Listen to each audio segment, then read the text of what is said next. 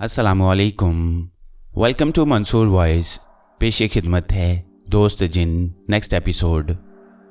कामई नागिन खूबसूरत खलाई लड़की शर्मीन के साथ सामने की दुनिया से उस वक्त गायब हुई थी जब तालाब की आग दरख्त की खो के अंदर आ गई। नस्तूर की लाश भी कामई नागिन के साथ थी। गायब होने के बाद कामई नागिन को एहसास हुआ कि वो किसी अंधेरी सुरंग में से बड़ी तेजी से गुजर रही है, मगर उसे ज़्यादा होश नहीं था। जब उसे होश आया और वो जाहिर हुई तो उसने अपने आप को एक ऊंची छत वाले हॉल कमरे में पाया, जिसका फर्श, छत और दीवारें शीशे की बनी हुई थीं। मगर अजीब बात यह थी कि उसे शीशे में से अपना अक्स बिल्कुल नज़र नहीं आ रहा था। खलाई लड़की शर्मीन भी उसके साथ ही जाहिर हो गई। नस्तूर की लाश भी उनके साथ थी। शर्मीन ने नस्तूर की लाश को शीशे की एक मेज़ पर इस तरह डाल दिया कि उसका कटा हुआ सर जिस्म के साथ लगा दिया। कामई नागिन उस वक्त तक सांप के रूप में थी। शर्मीन ने कहा, अब तुम चाहो तो इंसानी शक्ल में आ सकती हो, तुम्हें कोई खतरा नहीं है। कामई नागिन उसी वक्त हल्की सी फुंकार मारने के बाद राजकुमारी लड़की की शक्ल में आ गई। खलाई लड़की ने कहा, कामई, तुम हमारे खलाई सियारे की एक लेबॉर्ट्री में हो। कामई नागिन ने इंसानी शक्ल में आने के बाद चारों तरफ देखा। शीशे के हॉल कमरे की दीवारों पर क्रिस्टल के बने हुए कितने ही छोटे बड़े बटन लगे थे। शीशे की जिस लंबी मेज पर नस्तूर की लाश पड़ी थी, उसके बिल्कुल ऊपर शीशे का एक छोटा सा प्याला बना हुआ था। कामई ने पूछा, इस सियारे का नाम क्या है शर्मीन? शर्मीन ने कहा, हमारे सियारे का नाम प्लोटा रुख है। कामई ने पूछा, हम इंसानों की दुनिया से कितनी दूर निकल आए हैं? खलाई लड़की शर्मीन ने हंसकर कहा, तुम इसका अंदाज़ा नहीं लगा सकती, क्योंकि तुम्हारी सांप की गिनती इस पर पूरी नहीं उतरेगी। तुम्हें इस तरह समझाती हूँ कि रोशनी की रफ्तार 1,86,000 मील फी सेकंड है। अगर रोशनी की किरण 10 करोड़ साल तक तुम्हारी दुनिया से हमारे सियारे तक सफ़र करती रहे तो वो अभी उसका आधा सफ़र भी तय नहीं कर सकेगी। कामई नागिन हैरान रह गई। उसने कहा, मगर यहाँ की फिजा में सांस लेते हुए मुझे कोई दिक्कत नहीं हो रही, और तुम्हारी शक्ल सूरत भी हमारी दुनिया के इंसानों जैसी है। खलाई लड़की शर्मीन ने कहा, तुम ठीक कहती हो, मगर हकीकत में ऐसा नहीं है। हमारे सियारे की मखलूक जिस शक्ल में चाहे जिंदा रह सकती है। जब मैं पहली बार तुम्हारे और नस्तूर के पास तुम्हें बचाने के लिए आई थी तो मैंने अपनी शक्ल इंसानों जैसी बना ली ताकि तुम्हें मुझसे बात करने में आसानी रहे। असल में ये मेरी असली शक्ल नहीं है। हमारे सियारे की मखलूक की असली शक्ल बाहर की किसी मखलूक ने नहीं देखी। हम में औरतें भी हैं, मर्द भी हैं, बच्चे भी हैं, मगर जब हमारी मखलूक उस सियारे पर आकर आबाद हुई तो हमारी असली शक्लें बड़ी डरावनी थीं।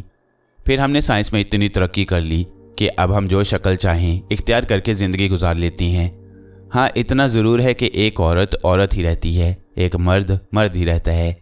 कामई की हैरानी बढ़ती जा रही थी।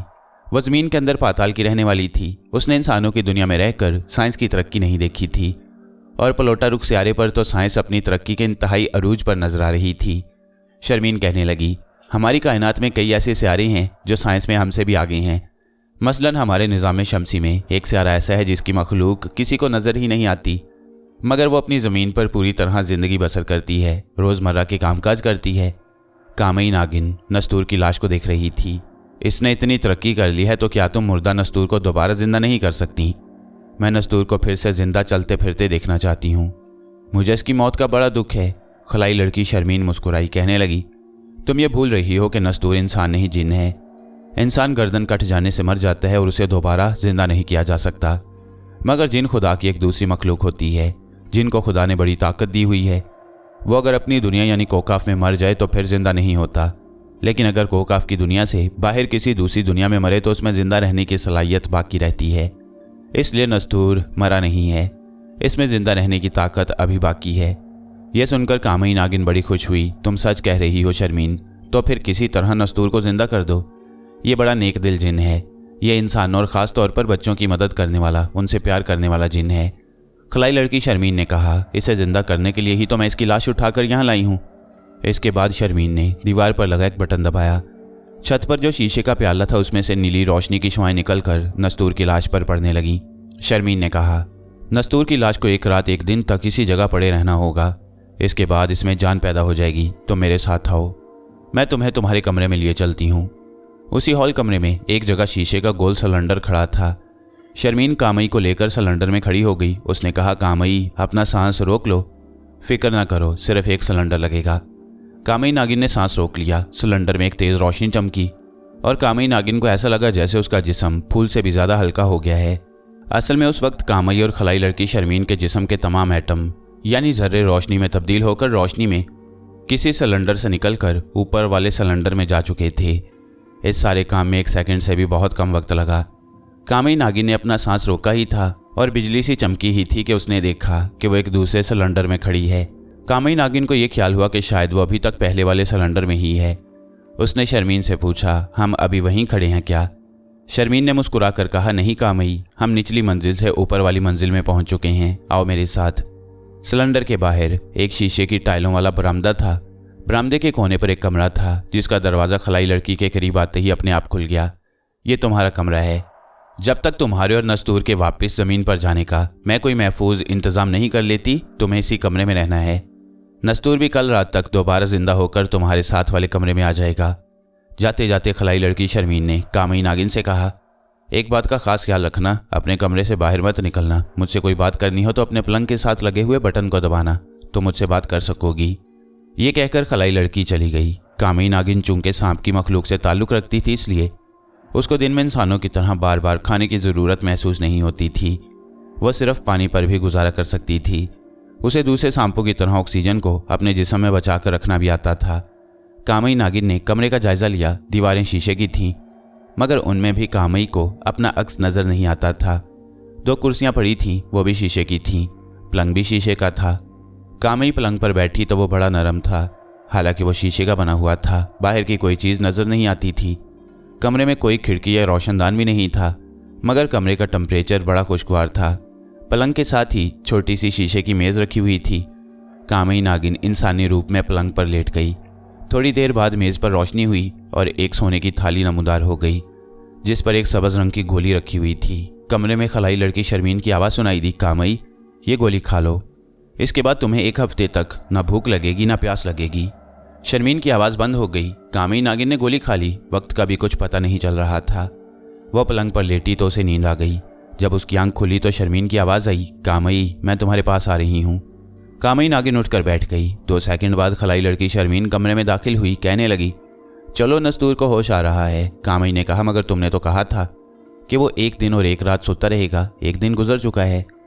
कामई नागिन परेशान होकर बोली, तो क्या मैं 1 रात और 1 दिन तक सोती रही हूँ? शर्मीन ने कहा, बिल्कुल, तुम पूरी 1 रात और 1 दिन सोई हो, मगर मुझे तो लगता है कि मैं 10-15 मिनट ही सोती रही हूँ। शर्मीन ने कहा, हमारे स्यारे पर वक्त इसी तेज़ी से गुजरता है। हमारे स्यारे के 5 मिनट तुम्हारी दुनिया के 1 दिन और 1 रात के बराबर होती हैं। आओ, ये बातें बाद में कर लेंगे, नस्तूर के पास चलती हैं। कामई नागिन शर्मीन के साथ सिलेंडर में से गुजरकर नीचे हॉल कमरे वाली लेबॉर्ट्री में आ गई। नस्तूर लंबी मेज़ पर उसी तरह लेटा हुआ था। ऊपर से नीली रोशनी की शुआएं उस पर पड़ रही थीं।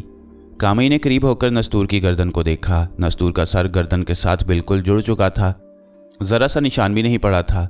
नस्तूर सांस भी ले रहा था, मगर उसकी आंखें बंद थीं। कामई नागिन बड़ी खुश हुई। शर्मीन ने कहा, अभी थोड़ी देर में नस्तूर को होश आ जाएगा, तुम यहीं मेरे पास बैठी रहना। कामई नागिन खलाई लड़की शर्मीन के पास ही कुर्सी पर बैठ गई। कमरे में गहरी खामोशी थी। नस्तूर आंखें बंद किए नीली रोशनी में लेटा हुआ था। वो आहिस्ता आहिस्ता सांस ले रहा था। कामई को नस्तूर के फिर से जिंदा हो जाने की बेहद खुशी हुई। लेबॉर्ट्री में सन्नाटा छा गया। सिर्फ नस्तूर के सांस लेने की आवाज़ आ रही थी। थोड़ी देर बाद नस्तूर ने आंखें खोल दी। शर्मीन ने मेज़ के एक बटन को दबाया। ऊपर से आने वाली नीली रोशनी बंद हो गई। नस्तूर ने अपने सामने खलाई लड़की शर्मीन और कामई नागिन को राजकुमारी के रूप में बैठे देखा तो मुस्कुराया। कामई ने बड़े खुश होकर कहा, नस्तूर, तुम अंदाज़ा नहीं कर सकते कि तुम्हें फिर से जिंदा देखकर मुझे कितनी खुशी हो रही है। नस्तूर ने कहा, खुदा का शुक्र है, खुदा ही जिंदगी अता करने वाला है। खलाई लड़की शर्मीन बोली, नस्तूर, तुम्हें कुछ देर आराम करना चाहिए, फिर खूब बातें करेंगे। नस्तूर ने आंखें बंद कर लीं। शर्मीन ने कामई को साथ लिया और सिलेंडर की रोशनी के जरिए ऊपर कामई के कमरे में आ गई।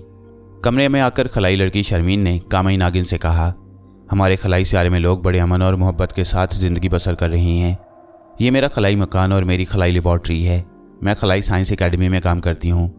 मैंने तुम्हें दूसरे खलाई लोगों से इसलिए दूर रखा है कि हमारे स्यारे से आगे एक दोज़खी स्यारा है। वहाँ के शैतानी लोग हमारे स्यारे पर बड़ी नफरत और गुनाह फैलाने अक्सर आते रहती हैं। वो हम लोगों की शक्लें बनाकर यहाँ रहती हैं। अगर उन्हें तुम्हारा मालूम हो गया तो वो तुम्हें नुकसान पहुँचा सकती हैं। इसी वास्ते मैंने तुम्हें और नस्तूर को यहाँ एक अलग थलग मकान में रखा है और इसीलिए तुम्हें इस जगह से बाहर निकलने से मना किया है। अब तुम सब कुछ समझ गई होगी। कामई नागिन बोली, मैं अच्छी तरह समझ गई हूँ। हमारी ज़मीन के नीचे पाताल में भी बड़े सांप होते हैं जो ज़मीन पर जाकर बगैर किसी वजह के इंसानों को डसती हैं और फिर मारी जाती हैं। इस तरह तुम्हारे सैयारे पर भी बुरे लोग होते होंगे। शर्मीन ने कहा, ये लोग दोज़खी सैयारे से आती हैं जो हमारे सैयारे से आगे काफ़ी दूर है, मगर हमारे सैयारों में फासले कोई हैसियत नहीं रखते। हमारे सैयारे के लोग बड़े दर्दमंद और एक दूसरे से मोहब्बत करते हैं। कामई नागिन कहने लगी, तुम्हारे यहाँ लोगों की उम्रें कितनी होती हैं? शर्मीन ने कहा, हम लोग बड़ी देर तक जिंदा रहते हैं। नस्तूर को भी सारी बातें समझा देना। अब मैं जाती हूँ, रात को आऊँगी। जब नस्तूर भी उठ बैठा होगा। खलाई लड़की शर्मीन चली गई। कामई नागिन शीशे के पलंग पर लेटकर सोचने लगी कि नामालूम उम्र अय्यार और ज़ुकूटा कहाँ होंगे, किस हाल में होंगे। जब काफ़ी देर हो गई और कामई को नींद ना आई तो उसके दिल में ख्वाहिश पैदा हुई कि नीचे चलकर नस्तूर के पास बैठना चाहिए। वो उठकर बाहर बरामदे में आ गई। यहाँ से खलाई सिलेंडर में दाखिल हो गई। उसे मालूम था कि खलाई लड़की शर्मीन कौन सा बटन दबाया करती है। कामई ने सांस रोककर बटन दबा दिया। एक सेकंड में वो नीचे दूसरे सिलेंडर में थी। नस्तूर शीशे की मेज़ पर अभी तक उसी तरह लेटा हुआ था। कामई नागिन दबे पांव नस्तूर के पास आई तो नस्तूर ने आंखें खोलकर उसे देखा और मुस्कुराकर कहने लगा, कामई, हम कहाँ हैं? मेरा ख्याल है कि हम शर्मीन के खलाई सैयारे में आ गई हैं। हाँ, कामई ने कहा, इसी सैयारे पर आकर तुम्हारे सर को तुम्हारे जिस्म के साथ जोड़ा गया और तुम्हें फिर से जिंदगी मिल गई। मैं शर्मीन का बड़ा शुक्रगुजार हूँ। वो कहाँ है? कामई ने उसे बताया कि शर्मीन अपने कमरे में है। नस्तूर उठकर बैठ गया। अपनी गर्दन पर हाथ फेरते हुए हंस पड़ा। मेरी गर्दन बिल्कुल पक्की हो गई है। खुदा का शुक्र है, वही जिंदगी अता करता है, मौत भी उसी के हाथ में है। इतने में शर्मीन भी आ गई। कहने लगी, हमें मालूम हो गया था कि नस्तूर उठ बैठा है। नई जिंदगी मुबारक हो। अब तुम बेफिक्री से चल फिर सकते हो। आओ, मैं तुम्हें तुम्हारे कमरे में ले चलूं। नस्तूर का कमरा ऊपर वाली मंजिल में कामई नागिन के कमरे के बिल्कुल सामने था। शर्मीन ने नस्तूर को भी सब्ज रंग की एक गोली खाने को दी और कहा, अब एक हफ्ता तुम्हें कुछ खाने पीने की जरूरत नहीं है। फिर वो देर तक बातें करते रहे। कामई ने बताया कि किस तरह उम्र अय्यार उसका कटा हुआ सर शहर के दरवाजे से उतार कर लाया। फिर किस तरह ज़ुकूटा और उम्रू तुम्हारे लॉकेट और अपने तीसरे दोस्त यामाक साम की शक्ल में चले गए और पीछे सामरी की बदरूहों ने आग लगा दी। और फिर किस तरह मैंने खलाई अंगूठी रगड़कर शर्मीन को बुलाया और वो हमें यहाँ ले आई और तुम्हारी गर्दन को तुम्हारे जिस्म के साथ जोड़ दिया। नस्तूर ने एक बार फिर शर्मीन का शुक्रिया अदा किया और उम्रू अय्यार, ज़ुकूटा और यामाक के बारे में परेशान हुआ। कुछ मालूम नहीं मेरे दोस्त कहाँ होंगे, किस हाल में होंगे।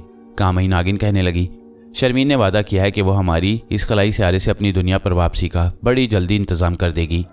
नस्तूर ने शर्मीन की तरफ देखा। शर्मीन ने कहा, हाँ नस्तूर, मुझे तुम दोनों को यहाँ से तुम्हारी दुनिया तक पहुँचाने के लिए ख़ास इंतज़ाम करना होगा, लेकिन मैं चाहती हूँ कि तुम उस वक्त तक यहाँ अपने अपने कमरों में ही रहो। मैंने सारी बातें कामई नागिन को बता दी हैं, वो तुम्हें बता देगी। अब मैं जाती हूँ। शर्मीन चली गई। उसके जाने के बाद कामई नागिन ने नस्तूर को बता दिया कि इस सैयारे पर नेक लोगों की आबादी है, जिनको बुरे रास्ते पर लगाने और उनके दरमियान दुश्मनी फैलाने की गर्ज से दोज़खी सैयारे की मखलूक अक्सर भेस बदल कर आती रहती है। शर्मीन ने कहा कि वो हम पर हमला कर सकती है, इसलिए हमें यहाँ कमरों में ही रहना चाहिए। नस्तूर ने कहा, मगर इन बंद कमरों में तो मेरा दम घुट जाएगा। कामई नागिन बोली, कुछ भी हो नस्तूर, हमें शर्मीन की हदायत पर अमल करना चाहिए, कहीं फिर मुसीबत में ना फंस जाएं। नस्तूर शीशे की दीवारों और छत को तकने लगा। यामाग गर्दन तक इंसान और उसके ऊपर सांप बना पत्थर के बुत की तरह बैरी जहाज के कैबिन में बंद समुद्र में सफ़र कर रहा था। वो सोच सकता था, देख सकता था, मगर बोल नहीं सकता था। वो सोच रहा था कि खुदा जाने ये लोग उसे गर्दन तक इंसान बनाए और उसके चेहरे को सांप का चेहरा बनाए कहाँ, किस मुल्क में लिए जा रही हैं और आगे चलकर उसके साथ क्या सलूक किया जाएगा। उसे बार बार अपने साथियों उम्रू, नस्तूर और ज़ुकूटा का ख्याल आ रहा था। किस्मत ने यामाक को अपने दोस्तों से दूर कर दिया, मगर यामाक के दिल में ये उम्मीद जिंदा थी कि एक न एक दिन तमाम दोस्त ज़रूर आपस में मिल जाएंगे। उसके वहमो गुमान में भी ये बात नहीं आ सकती थी कि उम्रू अय्यार 3000 साल पुराने ज़माने में फ़िरौन के मिस्र में पहुंच चुका है और नस्तूर दोबारा जिंदा होकर ज़मीन से अरबों नूरी साल के फासले पर खलाई सैयारे पलोटा रुख में बैठा उसे याद कर रहा है। अब हम उम्रू अय्यार की तरफ चलते हैं। हमने उम्रू अय्यार को 3000 साल पुराने ज़माने में फ़िरौन मिस्र के वज़ीर और काहिन आज़म के महल में छोड़ा, जब काहिन ने उम्रू को गैबी हालत में देख लिया और फिर उसके साथ हमदर्दी और दोस्ती का इजहार किया और उसे कहा था कि तुम मेरे पलंग पर आराम करो, सुबह बातें करेंगे। उम्रू अय्यार पलंग पर बैठा कितनी देर तक ज़ुकूटा, नस्तूर और यामाक सांप के बारे में सोचता रहा। फिर उसे अपनी जंबील का ख्याल आया जो गुम हो गई थी। उम्रू अय्यार लाहौर में इमरान की कोठी के ऊपर वाले कमरे में ज़ुकूटा के साथ सोने की तैयारियां कर रहा था, जब ज़ुकूटा ने पलंग पर कब्जा कर लिया और मजाक से कहा कि उम्रू, तुम कालीन पर सो जाओ। जिस पर उम्रू अय्यार ने कहा, तुम मुझे क्या समझते हो, मैं तो आज की रात बगदाद के बादशाह के महल में सोऊंगा। और वह बगदाद की बजाय 3000 साल पुराने मिस्र के ज़माने में काहिन आज़म की ख्वाबगाह में आ गया और उसकी जंबील भी नज़रों से गायब हो गई, जो पहले कभी गायब नहीं हुआ करती थी। उमरू अय्यार परेशान था कि जंबील कहाँ गुम हो गई। वो गैबी हालत में पलंग पर लेटा हुआ था कि फिरौन का काहिन आज़म कमरे में एक कनीज के साथ दाखिल हुआ और कनीज ने उमरू को गैबी हालत में भी देख लिया। उमरू अय्यार ने किसी न किसी तरह रात गुजारी। दिन निकला तो काहिन आज़म ने दरवाजे पर दस्तक दी। उमरू अय्यार अभी तक गैबी हालत में था और उसे सिवाय काहिन के दूसरा कोई नहीं देख सकता था। उमरू ने उठकर दरवाज़ा खोला। काहिन आज़म के साथ एक मुलाजिम भी था, जिसके हाथ में फलों से भरा हुआ तश्त था। काहिन ने मुलाजिम को फौरन वापस भेज दिया और उमरू से कहा, दोस्त उमरू, ये फल तुम्हारे नाश्ते के लिए लाया हूँ। उमरू अय्यार ने घूर कर काहिन आज़म को देखा, फिर फल खाने लगा और सोचने लगा कि आखिर ये शख्स जो फिरौन का वज़ीर आज़म भी है और इतना बड़ा जादूगर भी है कि मुझे गैबी हालत में भी देख लिया है, तो आखिर मेरे साथ इतनी मेहरबानी का सलूक क्यों कर रहा है। ज़रूर इसे मुझसे कोई ऐसा काम होगा जो इतना बड़ा जादूगर होने के बावजूद खुद नहीं कर सकता। काहिन आज़म वाकई मिस्र का बहुत बड़ा जादूगर था। उसके पास बहुत किस्म के तिलिस्मी मंत्र भी थे, मगर एक काम ऐसा था जहां उसके सारे मंत्र उसकी मदद नहीं कर सकते थे। काहिन आज़म बड़ा अय्यार और चालाक शख्स था। वो यूं ही उमरू के साथ दोस्ती नहीं डाल रहा था, उसने उमरू से एक बहुत बड़ा काम निकालना था। ये एक ऐसा काम था जो वो अपने सारे मंत्र पढ़कर भी खुद नहीं कर सकता था। उसके पास से सारे जादू मंत्र थे, मगर खुद गायब हो जाने और किसी को गायब कर देने का जादू उसके पास नहीं था। यही वजह थी कि जब उसने पलंग पर उमरू अय्यार को गैबी हालत में देखा तो बड़ा खुश हुआ और उसने उसी वक्त फैसला कर लिया कि यह शख्स उसके काम आ सकता है। नाश्ते के बाद उमरू अय्यार ने कहा, काहिन भाई, मैं गैबी हालत से तंग आ गया हूँ, अब मैं अपनी इंसानी शक्ल में वापस आने लगा हूँ। मक्कार काहिन ने कहा, तुम बेशक असली हालत में आ जाओ, मगर यहाँ हमें देखकर लोगों को शक हो जाएगा कि मैंने तुम्हें किस लिए अपने कमरे में रखा हुआ है।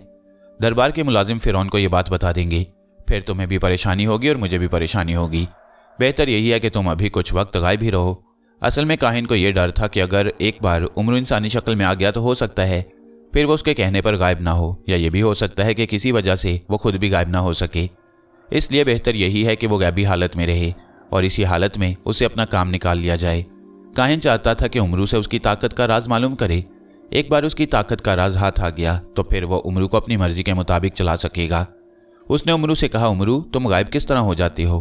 क्या तुम्हारे पास कोई खुफिया मंत्र है जिसको पढ़कर गायब हो जाते हो? इंसान खता का पुतला है, अक्लमंद से अक्लमंद इंसान से भी किसी वक्त गलती हो जाती है। उमरू अय्यार बड़ा होशियार था, मगर उससे गलती हो गई। उसके मुंह से निकल गया, मेरे पास एक जंबील है। मैं जब जंबील में उतरता हूं तो गायब होकर जिस मुल्क में चाहूं पहुंच जाता हूं। वैसे भी मैं तोते की आवाज़ निकालकर गायब हो सकता हूं, जबकि मेरी असल पहचान मेरी जंबील है। मैं इस दफ़ा भी जंबील में इस ख्याल से उतरा था कि बगदाद के किसी शाही महल में जाकर आराम करूंगा, लेकिन खुदा जाने कहाँ गलती हो गई कि मैं 3000 साल पुराने ज़माने में तुम्हारे कमरे में पहुंच गया। काहिन ने पूछा, तुम्हारी जंबील कहाँ है? मैं उसको देखना चाहता हूँ। उमरू ठंडा सांस भर कर बोला, यही तो मुसीबत है, इस दफ़ा जंबील भी मेरे साथ ही गायब हो गई है। मुझे कुछ पता नहीं कि वो कहाँ है। अगर मुझे मेरी जंबील ना मिली तो मैं क़यामत तक वापस अपने दोस्तों के पास लाहौर शहर में ना पहुँच सकूँगा। फ़ौरन मक्कार काहिन के जहन में एक ख्याल आया। उसने कहा, उमरू, मेरे पास ऐसा तिलिस्म है कि जो गुमशुदा चीज़ों को ढूंढ निकालता है। मैं मंत्र पढ़कर फूंकूं तो तुम्हारी जंबील तुम्हारे सामने आ जाएगी। उमरू अय्यार बड़ा खुश हुआ, कहने लगा, तो फिर काहिन भाई, तुम्हारी बड़ी मेहरबानी होगी, मुझे मेरी जंबील वापस ला दो, नहीं तो मैं सारी ज़िंदगी इसी तरह दर बदर भटकता फिरूंगा। काहिन ने फ़ौरन कहा, इसके बदले में तुम्हें मेरा एक काम करना होगा। कौन सा काम? उमरू ने पूछा। फिर खुद ही कहने लगा, तुम जो कहोगे मैं करूँगा, लेकिन मेरी जंबील मंत्र पढ़कर मुझे वापस ला दो। काहिन मक्कारी से मुस्कुराया, छोटी छोटी अय्यार आंखों को सुकेड़ते हुए कहने लगा, काम मुश्किल नहीं है, तुम्हारे लिए तो वो बड़ा ही आसान काम है। उमरू बोला, जल्दी से बताओ मुझे क्या करना होगा। काहिन उमरू के करीब होकर पलंग पर बैठ गया और बड़ी मासूम शक्ल बनाकर बोला, भाई उमरू, तुम्हें क्या बताऊं, मेरी बूढ़ी माँ को एक ऐसी बीमारी लग गई है कि जो उसे मौत के मुंह में ले जा रही है। सारे हकीम उसका इलाज नहीं कर सके। मेरा जादू तिलिस्म भी मेरी माँ की बीमारी के काम नहीं आ सका। काहिन अपनी आंखों में ज़बरदस्ती कोशिश करके आंसू भर लाया। मेरे भाई, आखिर में मैंने जादूगरों के बादशाह अफरासियाब का चिल्ला किया। अफरासियाब ने ख्वाब में आकर मुझे बताया कि उसका इलाज सिर्फ यौरपा देवी के मोती से ही हो सकता है, मगर मुसीबत यह है कि यह मोती एक एहराम के नीचे तय खाने में एक कनीज की कब्र में है और वहाँ कोई ऐसा आदमी ही जा सकता है जो गायब हो। मेरे पास सब जादू और मंत्र हैं, मगर मैं किसी को गायब करने या खुद गायब होने का मंत्र नहीं जानता। ये काम तुम कर सकते हो, ये नेकी का काम है। तुम कब्र में से यौरपा देवी का मोती ले आए तो मेरी माँ को बीमारी की तकलीफ से निजात मिल जाएगी और तुम्हें तुम्हारी जंबील भी मिल जाएगी। काहिन के आंखों में आंसू देखकर और उसकी माँ की बीमारी का हाल सुनकर उमरो यार का दिल पसीज गया। वह फौरन योरपा देवी का मोती लाने के लिए तैयार हो गया। कहने लगा, काहिन भाई, तुम फिक्र क्यों करते हो? ये तो नेक काम है, इससे खुदा खुश होगा। मैं तुम्हें मोती जरूर ला दूंगा, मगर तुम्हें वादा करना होगा कि मोती लाने के बाद तुम मुझे मेरी जंबील ला दोगे। काहिन फौरन बोला, मैं देवताओं की कसम खाकर कहता हूँ कि तुम एक हाथ से मोती मुझे दोगे तो मैं दूसरे हाथ से तुम्हें तुम्हारी जंबील दे दूंगा, फिर तुम अपने दोस्तों के पास जा सकोगे। उमरो यार बड़ा खुश हुआ कि जरा से काम के बदले उसे अपनी जंबील मिल जाएगी और वह वापस जकूटा के पास लाहौर जा सकेगा। उसने कहा, मुझे अभी अहराम वाली कब्र पर ले चलो, मैं तुम्हें कब्र में से मोती ला देता हूँ। काहिन को मालूम था कि आधी रात से पहले वह अहराम में दाखिल नहीं हो सकता। उसने कहा, हम आधी रात को जाएंगे, जब हर तरफ अंधेरा हो जाएगा और हमें कोई भी देख नहीं सकेगा। ये बात अगर किसी को मालूम हो गई तो कब्र में से मोती गायब हो जाएगा, फिर ना मुझे मोती मिलेगा और ना तुम्हें तुम्हारी जंबील ही मिलेगी। उमरू ने हंसकर कहा, कोई बात नहीं काहिन भाई, हम आधी रात को चलेंगे। जब रात आधी से ज्यादा गुजर गई और आज से 3000 साल पुराने मिस्र के शहर थीब्स में हर तरफ अंधेरा छा गया तो काहिन ने उमरो यार को साथ लिया और अपने महल के पिछले दरवाजे से निकलकर घोड़ों पर सवार हुए और पुराने अहराम की तरफ चल पड़े। उमरो यार पर अपनी जंबील वापस लाने की धुन सवार थी। उसे कुछ खबर नहीं थी कि मक्कार काहिन उसके साथ क्या खेल खेल रहा है। वो दरियाए नील के किनारे किनारे घोड़े दौड़ाते जा रहे थे। काहिन आजम ने काला लिबास पहनकर भेष बदल रखा था। वो आगे आगे घोड़ा दौड़ा रहा था। मिस्र के दारुल हुकूमत की फसीले शहर पर जो मशालें जल रही थीं वो बहुत पीछे रह गई थीं। उनकी रोशनियां सितारों की तरह झिलमिलाने लगी थीं। उमरू अय्यार ने अंधेरे में देखा कि दूर सहरा में एक तकोना स्याह पहाड़ सर उठाए खड़ा है। उमरू गैबी हालत में ही घोड़े पर बैठा हुआ था। घोड़े को उमरू का बोझ बिल्कुल महसूस नहीं हो रहा था। घोड़ा वैसे ही अगले घोड़े को देखकर भाग रहा था। काहिन ने अपना घोड़ा दरिया नील के किनारे से उतार कर काले तकोने पहाड़ की तरफ डाल दिया। आसमान पर तारे चमक रहे थे। हर तरफ सन्नाटा छाया हुआ था। आज से 3000 साल पहले के ज़माने में रिक्शा, टैक्सी, ट्रक और हवाई जहाज़ का सवाल ही पैदा नहीं होता था। चुनाचे उस ज़माने में रात को खामोशी बड़ी गहरी होती। जब घोड़े काले पहाड़ के पास आ गए तो काहिन ने कहा, यही वो अहराम है जिसके अंदर तुम्हें जाना है। काहिन घोड़े को अहराम के पीछे ले गया। उमरू ने भी घोड़े की बाग मोड़ दी। काहिन घोड़े से उतर आया। उमरू भी उतर पड़ा। काहिन अहराम की पत्थरों की पुरानी दीवार के पास एक जगह झाड़ियों को हटाकर बैठ गया और उमरू से कहा, भाई उमरू, ये छोटा सा शगाफ है, इसके अंदर एक रास्ता कब्र को जाता है। वहां तय खाने में तुम्हें 5 कब्रें साथ साथ बनी हुई मिलेंगी। 5वीं और आखिरी कब्र सबसे छोटी होगी। उस कब्र पर एक ताबूत रखा हुआ है। ताबूत को खोलोगे तो उसके अंदर एक लड़की की लाश पड़ी होगी। उस लड़की की दोनों हथेलियां खुली होंगी। एक हथेली में कमल का सूखा हुआ फूल होगा, दूसरी खुली हथेली में सफेद मोती होगा। तुम्हें ये मोती लाश की हथेली से उठाकर ले आना होगा। बस तुम्हारा सिर्फ इतना ही काम है। जब तुम वापस आओगे तो मैंने जादू के मंत्र पढ़कर तुम्हारी जंबील अपने पास मंगवा कर रखी हुई होगी। एक हाथ से तुम मोती दोगे, दूसरे हाथ से मैं तुम्हें तुम्हारी जंबील दे दूंगा। घबराना नहीं, तुम गायब होगे और गायब शख्स को अहराम के अंदर कोई जादू, कोई बदरू कुछ नहीं कह सकेगी।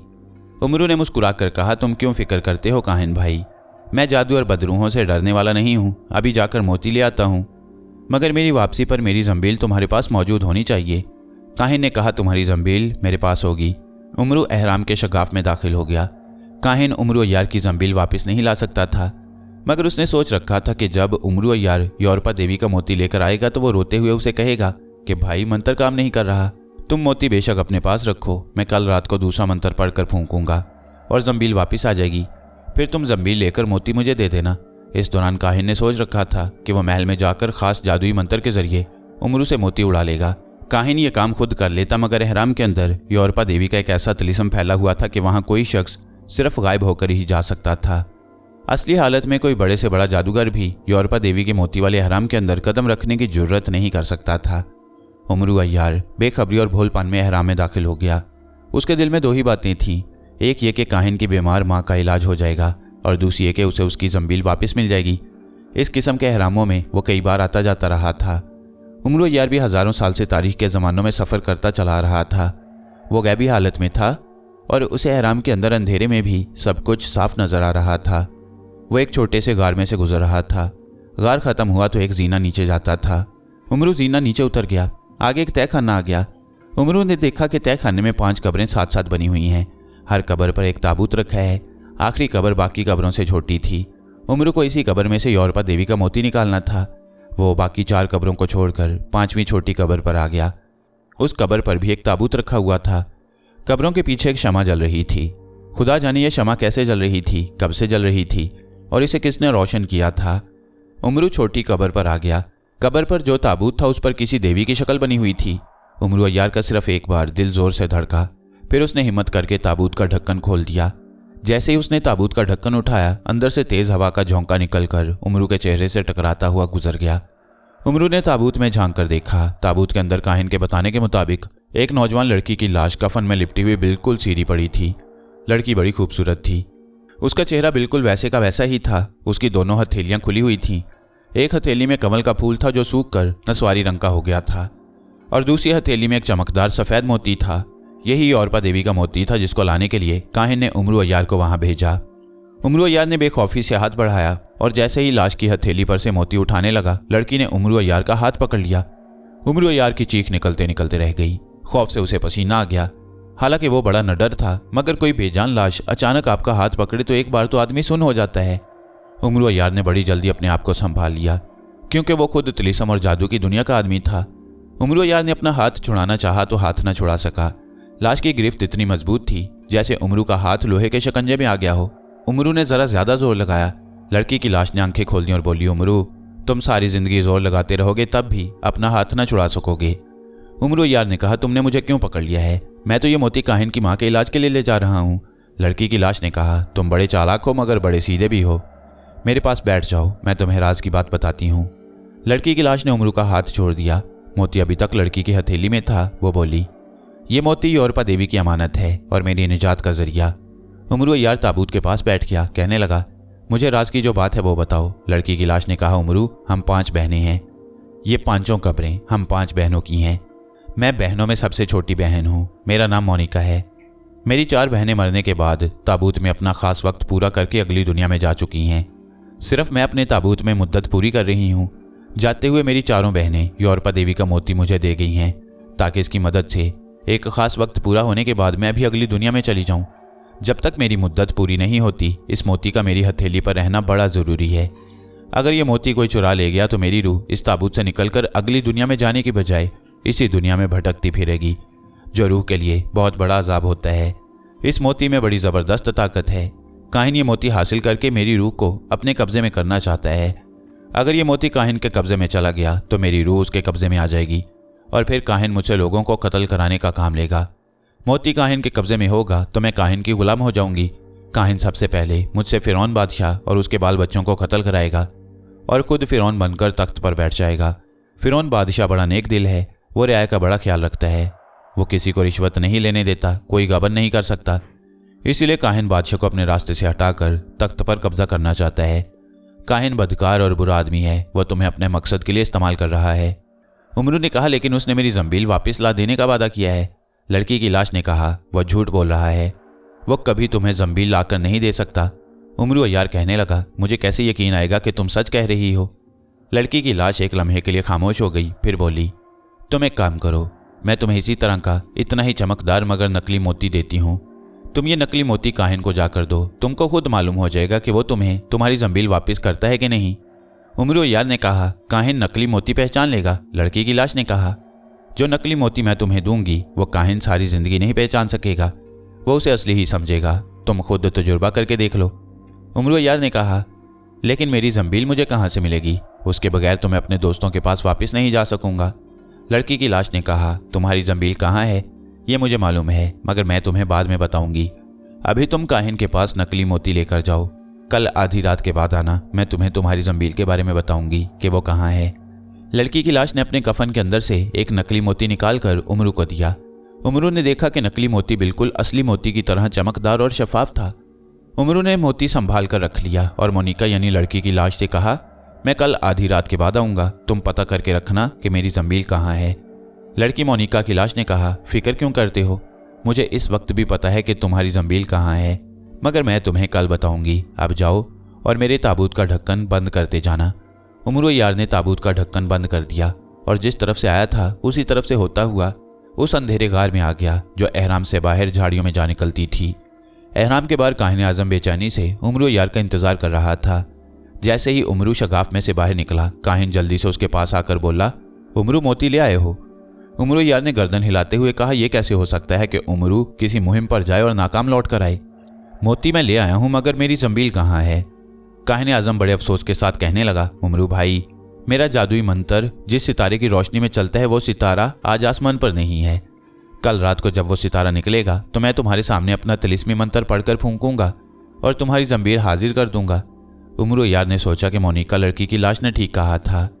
काहिन ने धोखे से काम लिया है, वो सिर्फ मोती हासिल करके अपना उल्लू सीधा करना चाहता है। तब उमरू ने यह फैसला किया कि नकली मोती काहिन को दे देता हूँ और देखता हूँ वो इसे पहचानता है कि नहीं। उसने कहा, काहिन भाई, मैं इसी शर्त पर तुम्हें मोती दूंगा कि तुम कल मुझे जंबील जरूर ला दोगे। काहिन खुशी से उछलकर कहने लगा, उमरू, मैं देवताओं की कसम खाकर कहता हूँ कि कल रात को मंत्र पढ़ूंगा और तुम्हारी जंबील तुम्हारे हवाले कर दूंगा। अफसोस इस बात का है कि आज आसमान पर वो सितारा नहीं निकला जिसको देखकर मैं मंत्र पढ़ा करता हूँ। लाओ, मुझे मोती दे दो। उमरू यार ने नकली मोती जेब से निकालकर काहिन को दिया। काहिन ने उसे हथेली पर रखकर गौर से देखा। वह खुशी से एक बार फिर उछल पड़ा। उसने उमरू को गले लगा लिया और बोला, उमरू भाई, तुमने मेरी माँ की जान बचा ली है। तुमने मुझ पर बड़ा एहसान किया है। चलो वापस महल में चलते हैं। काहिन मोती को पहचान ही ना सका कि वो नकली है। मोनिका ने सच कहा था। उमरू गैबी हालत में ही घोड़े पर सवार होकर काहिन के साथ उसके महल की तरफ चल पड़ा। उमरू महल में पहुंचकर अपने कमरे में आ गया। काहिन ने कहा, उमरू, अब मैं अपनी बीमार माँ के लिए इस मोती से दवाई तैयार करता हूँ, कल मुलाकात होगी। काहिन चला गया तो उमरू ने हंसकर अपने आप से कहा, बेटा, मैं जानता हूँ तुम्हारी कोई माँ बीमार नहीं है। तुम्हें अभी मालूम हो जाएगा कि किसी के साथ धोखा करने का क्या नतीजा निकलता है।